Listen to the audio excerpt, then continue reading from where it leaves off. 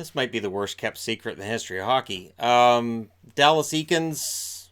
So towards the what was it, 2/3 of the way into the season, the Ducks are in the absolute crapper, and Carlisle's not getting fired. And Ducks fans said it's because Bob Murray doesn't want to elevate Dallas Eakins yet. Eakins is being groomed as the coach for next year, so of course the GM has to fire Carlisle because it was just everything's on fire.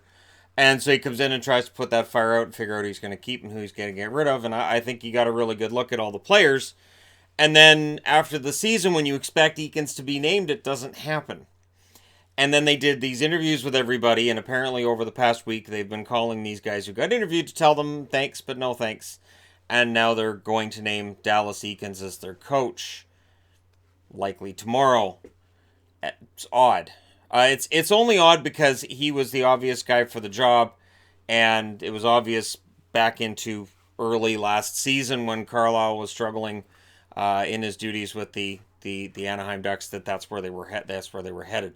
Dallas Eakins has been coaching in San Diego, and he was clearly the next guy for the job. So I guess they went out, they interviewed a bunch of guys, and figured out now we had the best guy all along, and that's Dallas Eakins. So we'll see. And of course, Eakins famously was coach for the Oilers. That didn't work out. But who ends up looking back and going, hey, you know what the best part of this guy's coaching career was? That time with the Oilers.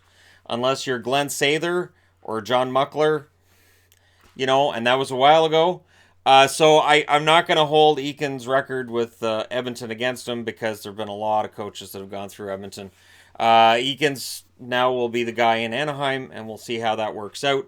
Clearly, this has been the plan for a while. Sometimes you see these guys get groomed, brought up, and then it doesn't work. Sometimes it works great. So he has a lot of experience at the American League level, 113 games experience at the NHL level, and we're going to set that aside and say, hey, we'll see what he does for the Ducks this year. The Ducks are a team that I really think gets to bounce back next year. I think there's a lot of signs pointing to some good things happening with Anaheim, but we'll see. So Eakins being brought in, what do you think that does for the team? Is it a positive? Is it maybe a negative? Let me know what you guys think in the comment section below. Does this help get their offense on track? And hey, don't forget to hit like and subscribe while you're browsing your way through as well.